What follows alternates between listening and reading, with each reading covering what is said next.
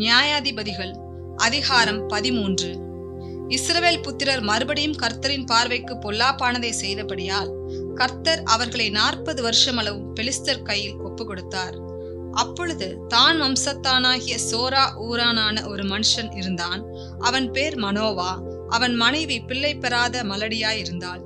கர்த்தருடைய தூதனானவர் அந்த ஸ்திரீக்கு தரிசனமாகி அவளை நோக்கி, இதோ பிள்ளை பெறாத மலடியான நீ கற்பந்தரித்து ஒரு குமாரனை பெறுவாய். ஆதலால் நீ திராட்சரசமும் மதுபானமும் குடியாதபடிக்கும் தீட்டானது ஒன்றும் புசியாதபடிக்கும் எச்சரிக்கையாயிரு. நீ கற்பந்தரித்து ஒரு குமாரனை பெறுவாய். அவன் தலையின் மேல் சவரகன் கத்தி படலாகாது. அந்த பிள்ளை பிறந்தது முதல் தேவனுக்கென்று நசரேயனாயிருப்பான். அவன் இஸ்ரவேலை பெலிஸ்தரின் கைக்கு நீங்களாக்கி ரட்சிக்க தொடங்குவான் என்றார். அப்பொழுது அந்த ஸ்திரீ தன் புருஷனிடத்தில் வந்து, தேவனுடைய மனுஷன் ஒருவர் என்னிடத்தில் வந்தார்.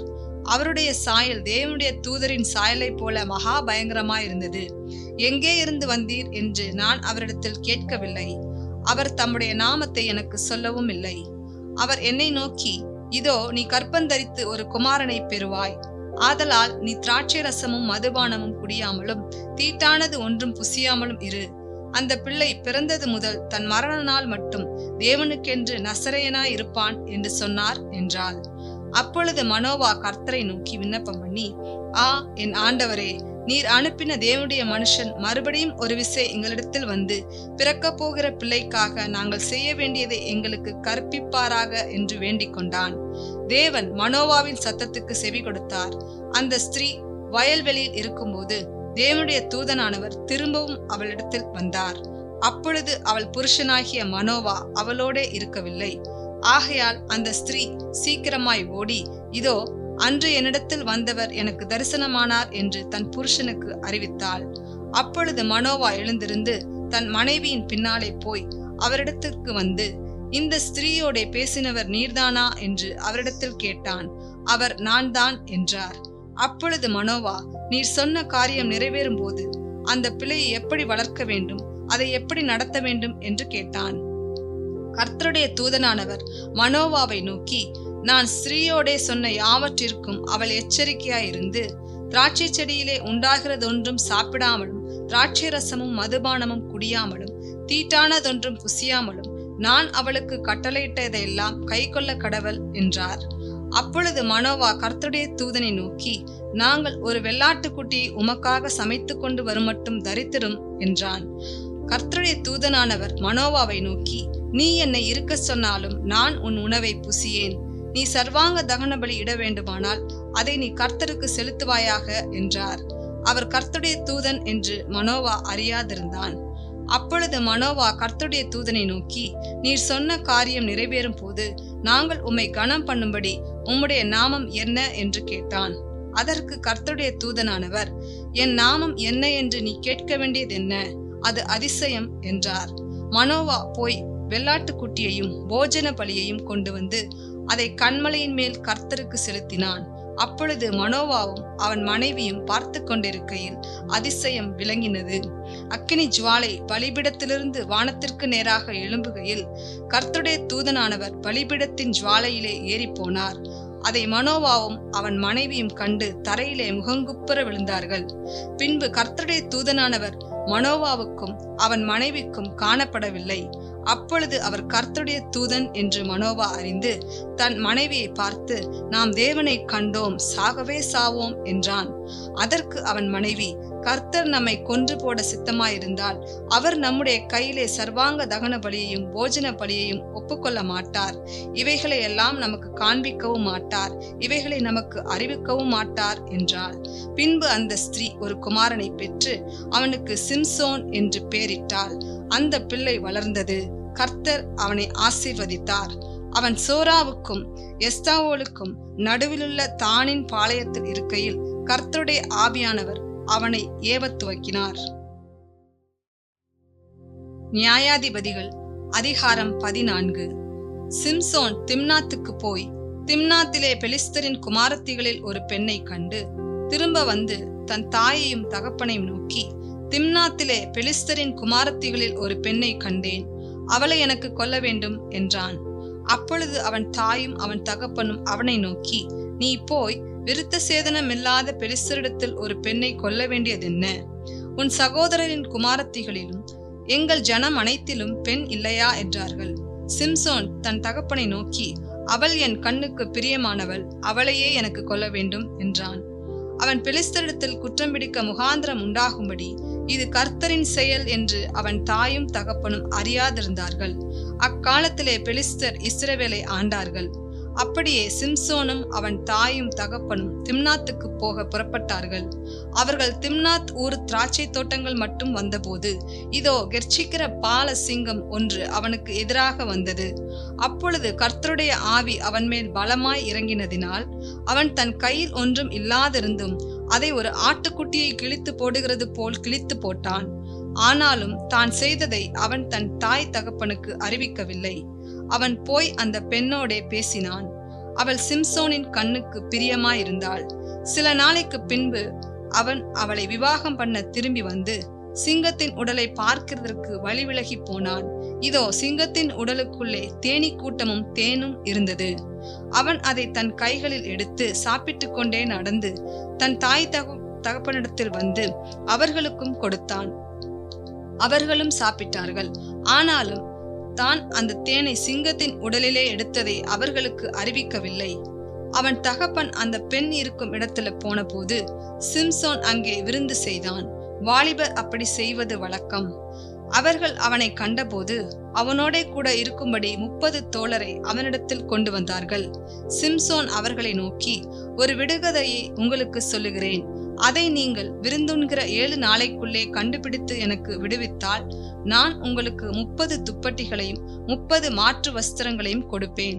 அதை எனக்கு விடுவிக்காதே போனால் நீங்கள் எனக்கு 30 துப்பட்டிகளையும் 30 மாற்று வஸ்திரங்களையும் கொடுக்க வேண்டும் என்றான். அதற்கு அவர்கள், உன் விடுகதையை சொல்லு, நாங்கள் அதை கேட்கட்டும் என்றார்கள். அப்பொழுது அவன், பட்சிக்கிறமிடத்திலிருந்து பட்சணமும் பலவானிடத்திலிருந்து மதுரமும் வந்தது என்றான். அந்த விடுகதை அவர்களால் 3 நாள் மட்டும் விடுவிக்க கூடாதே போயிற்று. 7ஆம் நாளிலே அவர்கள் சிம்சோனின் பெண்சாதியை பார்த்து, உன் புருஷன் அந்த விடுகதையை எங்களுக்கு விடுவிக்கும்படிக்கு நீ அவனை நயம் பண்ணு, இல்லாவிட்டால் நாங்கள் உன்னையும் உன் தகப்பன் வீட்டையும் அக்கினியால் சுட்டெரித்து போடுவோம். எங்களுக்குள்ளவைகளை பறித்து கொள்ளவா எங்களை அழைத்தீர்கள் என்றார்கள். அப்பொழுது சிம்சோனின் பெண்சாதி அவனுக்கு முன்பாக அழுது, நீ என்னை நேசியாமல் என்னை பகைக்கிறாய். என் ஜனங்களுக்கு ஒரு விடுகதையை சொன்னாய், அதை எனக்காவது விடுவிக்கவில்லையே என்றாள். அதற்கு அவன், இதோ நான் என் தாய் தகப்பனுக்கும் அதை விடுவிக்கவில்லையே, உனக்கு அதை விடுவிப்பேனோ என்றான். விருந்துண்கிற 7 நாளும் அவள் அவன் முன்பாக அழுது கொண்டே இருந்தாள். 7ஆம் நாளிலே அவள் அதை அவளுக்கு விடுவித்தான். அப்பொழுது அவள் தன் ஜனங்களுக்கு அந்த விடுகதையை விடுவித்தாள். ஆகையால் 7ஆம் நாளிலே பொழுது போகும் முன்னே அந்த ஊர் மனுஷர் அவனை நோக்கி, தேனை பார்க்கிலும் மதுரமானது என்ன, சிங்கத்தை பார்க்கிலும் பலமானதும் என்ன என்றார்கள். அதற்கு அவன், நீங்கள் என் கிடாரியால் உலாதிருந்தீர்களானால் என் விடுகதையை கண்டுபிடிப்பதில்லை என்றான். கர்த்தருடைய ஆவி அவன் மேல் இறங்கினதினால் அவன் அஸ்கலோனுக்கு போய் அவ்வூராரில் 30 பேரை கொன்று அவர்களுடைய வஸ்திரங்களை உரிந்து கொண்டு வந்து விடுகதையை விடுவித்தவர்களுக்கு அந்த மாற்று வஸ்திரங்களை கொடுத்து கோபம் உண்டவனாய் புறப்பட்டு தன் தகப்பன் வீட்டுக்கு போய்விட்டான். சிம்சோனின் பெண்சாதியோ வென்றால் அவனுடைய தோழரில் அவனோட சிநேகமாயிருந்த ஒருவனுக்கு கொடுக்கப்பட்டாள். நியாயாதிபதிகள் அதிகாரம் 15. சில நாள் சென்ற பின்பு சிம்சோன் கோதுமை அறுக்கிற நாட்களில் ஒரு வெள்ளாட்டு குட்டியை எடுத்துக்கொண்டு தன் பெண்சாதியை காண போய், நான் என் பெண்சாதியினிடத்தில் அறை வீட்டிற்குள் போகட்டும் என்றான். அவள் தகப்பனோ அவனை உள்ளே போக ஒட்டாமல், நீ அவளை முற்றிலும் பகைத்து விட்டாய் என்று நான் எண்ணி அவளை உன் சிநேகிதனுக்கு கொடுத்து விட்டேன். அவள் தங்கை அவளை பார்க்கிலும் அழகானவள் அல்லவா, அவளுக்கு பதிலாக இவள் உனக்கு இருக்கட்டும் என்று சொன்னான். அப்பொழுது சிம்சோன், நான் பெலிஸ்தருக்கு பொல்லாப்பு செய்தாலும் என் மேல் குற்றமில்லை என்று அவர்களுக்கு சொல்லி புறப்பட்டு போய் 300 நரிகளை பிடித்து பந்தங்களை எடுத்து வாளோடே வாள் சேர்த்து 2 வாள்களுக்கும் நடுவே ஒவ்வொரு பந்தத்தை வைத்து கட்டி பந்தங்களை கொளுத்தி பெலிஸ்தரின் வெள்ளாண்மையிலே அவைகளை ஓடவிட்டு கதிர்கட்டுகளையும் வெள்ளாண்மையும் திராட்சை தோட்டங்களையும் ஒலிவத்தோப்புகளையும் சுட்டெரித்து போட்டான். இப்படி செய்தவன் யார் என்று பெலிஸ்தர் கேட்கிற போது, திம்னாத்தானுடைய மருமகனாகிய சிம்சோன் தான். அவனுடைய பெண் சாதியை அவனுடைய சிநேகிதனுக்கு கொடுத்து விட்டபடியால் அப்படி செய்தான் என்றார்கள். அப்பொழுது பெலிஸ்தர் போய் அவளையும் அவள் தகப்பனையும் அக்கினியால் சுட்டெரித்தார்கள். அப்பொழுது சிம்சோன் அவர்களை நோக்கி, நீங்கள் இப்படி செய்தபடியால் நான் உங்கள் கையிலே பழி வாங்கினால் ஒழிய இளைப்பாறேன் என்று சொல்லி அவர்களை சின்ன பின்னமாக சங்காரம் பண்ணி பின்பு போய் ஏத்தாம் ஊர் கன்மலை சந்திலே குடியிருந்தான். அப்பொழுது பெலிஸ்தர் போய் யூதாவிலே பாளையம் இறங்கி லேஹி என்கிற வெளியிலே பரவி இருந்தார்கள்.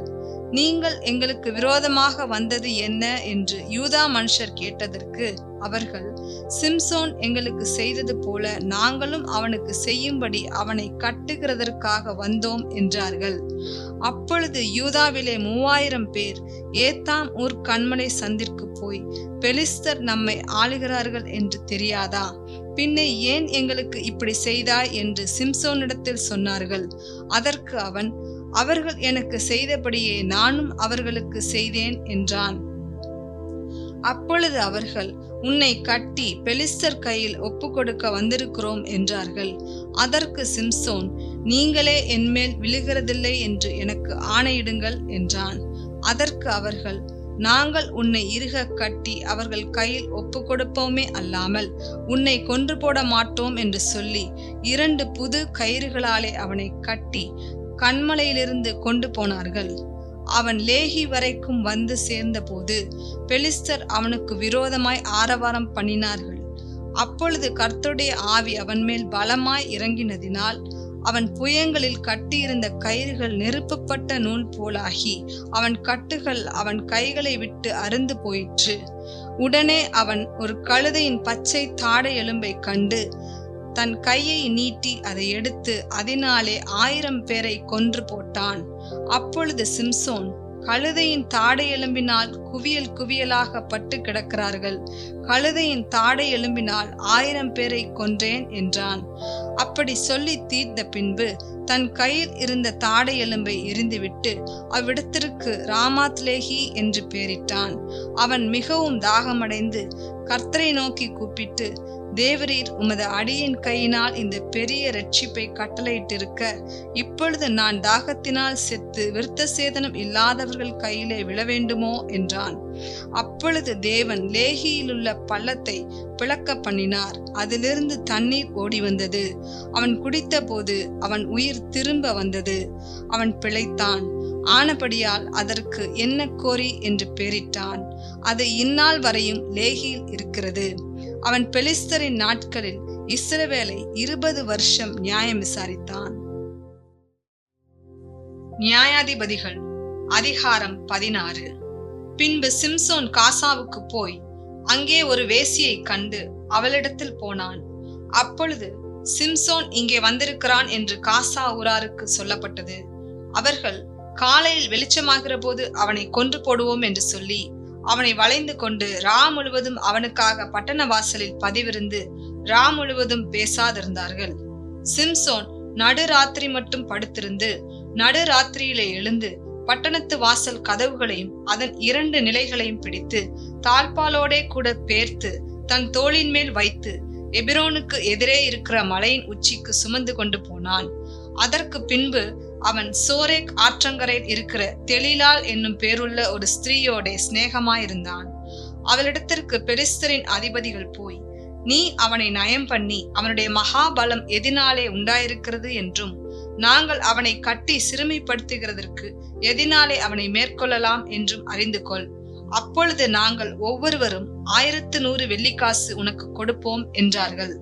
அப்படியே தெலீலாள் சிம்சோனை பார்த்து, உன் மகாபலம் எதினாலே உண்டாயிருக்கிறது, உன்னை சிறுமைப்படுத்த உன்னை எதினாலே கட்டலாம் என்று நீ எனக்கு சொல்ல வேண்டும் என்றாள். அதற்கு சிம்சோன், உலராத பச்சையான 7 அகனினார் கயிறுகளாலே என்னை கட்டினால் நான் பலட்சியமாகி மற்ற மனுஷனைப் போல் ஆவேன் என்றான். அப்பொழுது பெலிஸ்தரின் அதிபதிகள் உலராத பச்சையான 7 அகனினார் கயிறுகளை அவளிடத்திற்கு கொண்டு வந்தார்கள். அவைகளால் அவள் அவனை கட்டினாள். பதிவிருக்கிறவர்கள் அறை வீட்டிலே காத்திருக்கும் போது அவள், சிம்சோனே, பெலிஸ்தர் உன்மேல் வந்துவிட்டார்கள் என்றாள். அப்பொழுது சணல் நூலானது நெருப்பு பட்டவுடனே இற்று போகிறது போல அவன் அந்த கயிறுகளை அறுத்து போட்டான். அவன் பலம் இன்னதினாலே உண்டாயிருக்கிறது என்று அறியப்படவில்லை. அப்பொழுது தெலீலாள் சிம்சோனை பார்த்து, இதோ என்னை பரியாசம் பண்ணி எனக்கு பொய் சொன்னாய். இப்போதும் உன்னை எதினாலே கட்டலாம் என்று எனக்கு சொல்ல வேண்டும் என்றாள். அதற்கு அவன், இதுவரைக்கும் ஒரு வேலைக்கும் வழங்காதிருக்கிற புது கயிறுகளால் என்னை இறுக கட்டினால் நான் பலட்சியமாகி மற்ற மனுஷனைப் போல் ஆவேன் என்றான். அப்பொழுது தெலீலாள் புது கயிறுகளை வாங்கி அவைகளால் அவனை கட்டி, சிம்சோனே, பெலிஸ்தர் உன்மேல் வந்துவிட்டார்கள் என்றாள். பதிவிருக்கிறவர்கள் அறை வீட்டில் இருந்தார்கள். ஆனாலும் அவன் தன் புயங்களில் இருந்த கயிறுகளை ஒரு நூலை போல அறுத்து போட்டான். பின்பு தெலீலாள் சிம்சோனை பார்த்து, இதுவரைக்கும் என்னை பரியாசம் பண்ணி எனக்கு பொய் சொன்னாய். உன்னை எதினாலே கட்டலாம் என்று எனக்கு சொல்ல வேண்டும் என்றாள். அதற்கு அவன், நீ என் தலைமயிரின் 7 ஜடைகளை நெசவு நூல் பாவோடே பின்னிவிட்டால் ஆகும் என்றான். அப்படியே அவள் செய்து அவைகளை ஆணியடித்து மாட்டி, சிம்சோனே, பெலிஸ்தர் உன்மேல் வந்துவிட்டார்கள் என்றாள். அவன் நித்திரை விட்டு எழும்பி நெசவு ஆணியையும் நூல் பாவையும் கூட பிடுங்கி கொண்டு போனான். அப்பொழுது அவள் அவனை பார்த்து, உன் இருதயம் என்னோட இராதிருக்க உன்னை சிநேகிக்கிறேன் என்று நீ எப்படி சொல்லுகிறாய்? நீ இந்த 3 விசையும் என்னை பரியாசம் பண்ணினாய் அல்லவா? உன்னுடைய மகாபலம் எதினாலே உண்டாயிருக்கிறது என்று எனக்கு சொல்லாமற் போனாயே என்று சொல்லி, இப்படி அவனை தினம் தினம் தன் வார்த்தைகளினாலே நெருக்கி அலட்டி கொண்டிருக்கிறதுனால் சாகத்தக்கதாய் அவன் ஆத்துமா விசனப்பட்டு தன் இருதயத்தை எல்லாம் அவளுக்கு வெளிப்படுத்தி, சவர்கன் கத்தி என் தலையின் மேல் படவில்லை. நான் என் தாயின் கர்ப்பத்தில் பிறந்தது முதல் தேவனுக்கென்று நசரேயனானவன். என் தலை சிரைக்கப்பட்டால் என் பலம் என்னை விட்டு போம். அதனாலே நான் பலட்சியமாகி மற்ற எல்லா மனுஷரை போலும் ஆவேன் என்று அவளிடத்தில் சொன்னான். அவன் தன் இருதயத்தை எல்லாம் தனக்கு வெளிப்படுத்தினதை தெலீலாள் கண்டபோது அவள் பெலிஸ்தரின் அதிபதிகளுக்கு ஆள் அனுப்பி, இந்த ஒரு விசை வாருங்கள், அவன் தன் இருதயத்தை எல்லாம் எனக்கு வெளிப்படுத்தினான் என்று சொல்ல சொன்னாள். அப்பொழுது பெலிஸ்தரின் அதிபதிகள் வெள்ளிக்காசுகளை தங்கள் கையில் எடுத்துக்கொண்டு அவளிடத்துக்கு வந்தார்கள். அவள் அவனை தன் மடியிலே நித்திரை செய்ய பண்ணி ஒருவனை அழைத்து அவன் தலைமயிரின் 7 ஜடைகளையும் சிறைப்பித்து அவனை சிறுமைப்படுத்த தொடங்கினாள். அவன் பலம் அவனை விட்டு நீங்கிற்று. அப்பொழுது அவள், சிம்சோனே, பெலிஸ்தர் உன்மேல் வந்துவிட்டார்கள் என்றாள். அவன் நித்திரை விட்டு விழித்து கர்த்தர் தன்னை விட்டு விலகினதை அறியாமல் எப்போதும் போல உதறி போட்டு வெளியே போவேன் என்றான். பெலிஸ்தர் அவனை பிடித்து அவன் கண்களை பிடுங்கி அவனை காசாவுக்கு கொண்டு போய் அவனுக்கு 2 வெண்கல விலங்கு போட்டு சிறைச்சாலையிலே மாவரைத்து கொண்டிருக்க வைத்தார்கள். அவன் தலைமயிர் சிரைக்கப்பட்ட பின்பு திரும்பவும் முளைக்க தொடங்கிற்று. பெலிஸ்தரின் பிரபுக்கள், நம்முடைய பகைஞனாகிய சிம்சோனை நம்முடைய தேவன் நம்முடைய கையில் ஒப்பு கொடுத்தார் என்று சொல்லி தங்கள் தேவனாகிய தாகோனுக்கு ஒரு பெரிய பலி செலுத்தவும் சந்தோஷம் கொண்டாடவும் கூடி வந்தார்கள். ஜனங்கள் அவனை கண்டவுடனே, நம்முடைய தேசத்தை பாழாக்கி நம்மில் அநேகரை கொன்று போட்ட நம்முடைய பகைஞனை நம்முடைய தேவன் நமது கையில் ஒப்பு கொடுத்தார் என்று சொல்லி தங்கள் தேவனை புகழ்ந்தார்கள். இப்படி அவர்கள் மன மகிழ்ச்சியாய் இருக்கும்போது, நமக்கு முன்பாக வேடிக்கை காட்டும்படிக்கு சிம்சோனை கூட்டிக் கொண்டு வாருங்கள் என்றார்கள். அப்பொழுது சிம்சோனை சிறைச்சாலையிலிருந்து கூட்டிக் கொண்டு வந்தார்கள். அவர்களுக்கு முன்பாக வேடிக்கை காட்டினான். அவனை தூண்களுக்கு நடுவே நிறுத்தினார்கள். சிம்சோன் தனக்கு கைலாகு கொடுத்து நடத்துகிற பிள்ளையாண்டானோடே, வீட்டை தாங்குகிற தூண்களிலே நான் சாய்ந்து கொண்டிருக்கும்படி அவைகளை நான் தடவி பார்க்கட்டும் என்றான். அந்த வீடு புருஷராலும் ஸ்திரீகளாலும் நிறைந்திருந்தது. அங்கே பெலிஸ்தரின் சகல பிரபுக்களும் வீட்டின் மேல் புருஷரும் ஸ்திரீகளுமாக ஏறக்குறைய 3000 பேர் சிம்சோன் வேடிக்கை காட்டுகிறதை பார்த்து கொண்டிருந்தார்கள். அப்பொழுது சிம்சோன் கர்த்தரை நோக்கி கூப்பிட்டு, கர்த்தராகிய ஆண்டவரே, நான் என் 2 கண்களுக்கு ஒரே தீர்வையாய் பெலிஸ்தர் கையிலே பழிவாங்கும்படிக்கு இந்த ஒரு விசை மாத்திரம் என்னை நினைத்தருளும், தேவனே பலப்படுத்தும் என்று சொல்லி சிம்சோன் அந்த வீட்டை தாங்கி நிற்கிற 2 நடு தூண்களில் ஒன்றை தன் வலது கையினாலும் மற்றொன்றை தன் இடது கையினாலும் பிடித்து கொண்டு, என் ஜீவன் பெலிஸ்தரோடே கூட மடிய கடவது என்று சொல்லி பலமாய் சாய்க்க அந்த வீடு அதில் இருந்த பிரபுக்கள் மேலும் எல்லா ஜனங்கள் மேலும் விழுந்தது. இவ்விதமாய் அவன் உயிரோடு இருக்கையில் அவனால் கொல்லப்பட்டவர்களை பார்க்கிலும் அவன் சாகும்போது அவனால் கொல்லப்பட்டவர்கள் அதிகமாயிருந்தார்கள். பின்பு அவன் சகோதரரும் அவன் தகப்பன் வீட்டார் அனைவரும் போய் அவனை எடுத்துக்கொண்டு வந்து சோராவுக்கும் எஸ்தாவேலுக்கும் நடுவே அவன் தகப்பனாகிய மனோவாவின் கல்லறையில் அடக்கம் பண்ணினார்கள். அவன் இஸ்ரவேலை 20 வருஷம் நியாயம் விசாரித்தான். நியாயாதிபதிகள் அதிகாரம் 17. எப்ராயிம் மலை தேசத்தானாகிய மீகா என்னும் பேருள்ள ஒரு மனுஷன் இருந்தான்.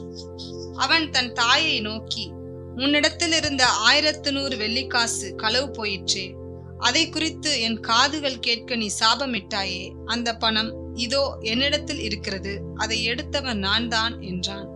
அதற்கு அவன் தாய், என் மகனே, நீ கர்த்தரால் ஆசீர்வதிக்கப்படுவாய் என்றாள். அவன் அந்த 1100 வெள்ளிக்காசை தன் தாயினிடத்தில் திரும்ப கொடுத்தான். அவள் வெட்டப்பட்ட ஒரு சுரூபத்தையும் வார்ப்பிக்கப்பட்ட ஒரு விக்கிரகத்தையும் உண்டு பண்ண, நான் என் கையில் இருந்த இந்த வெள்ளியை என் மகனுக்காக முற்றிலும் கர்த்தருக்கென்று நியமித்தேன். இப்பொழுதும் இதை உனக்கு திரும்ப கொடுக்கிறேன் என்றாள். அவன் அந்த வெள்ளியை தன் தாய்க்கு திரும்ப கொடுத்தான். அப்பொழுது அவன் தாய் 200 வெள்ளிக்காசை எடுத்து தட்டான் கையிலே கொடுத்தாள். அவன் அதனாலே வெட்டப்பட்ட ஒரு சுரூபத்தையும் வார்ப்பிக்கப்பட்ட ஒரு விக்கிரகத்தையும் பண்ணினான். அவைகள் மீகாவின் வீட்டில் இருந்தது. மீகா சுவாமிக்கு ஒரு அறை வீட்டை நியமித்து வைத்திருந்தான். அவன் ஒரு ஏபோத்தையும் சுரூபங்களையும் உண்டு பண்ணி தன் குமாரரில் ஒருவனை பிரதிஷ்டை பண்ணினான். இவன் அவனுக்கு ஆசாரியனானான். அந்நாட்களிலே இஸ்ரவேலிலே ராஜா இல்லை. அவனவன் தன் தன் பார்வைக்கு சரிபோனபடி செய்து வந்தான். யூதாவிலுள்ள பெத்லகேம் ஊரானும் லேவியனுமான ஒரு வாலிபன் அங்கே தங்கி இருந்தான். அந்த மனுஷன் எங்கேயாகிலும் பரதேசியாய் போய் தங்கும்படிக்கு யூதாவிலுள்ள பெத்லகேம் ஊரை விட்டு புறப்பட்டு பிரயாணம் போகையில் எப்ராயிம் மலை தேசத்தில் இருக்கிற மீகாவின் வீட்டில் வந்து சேர்ந்தான்.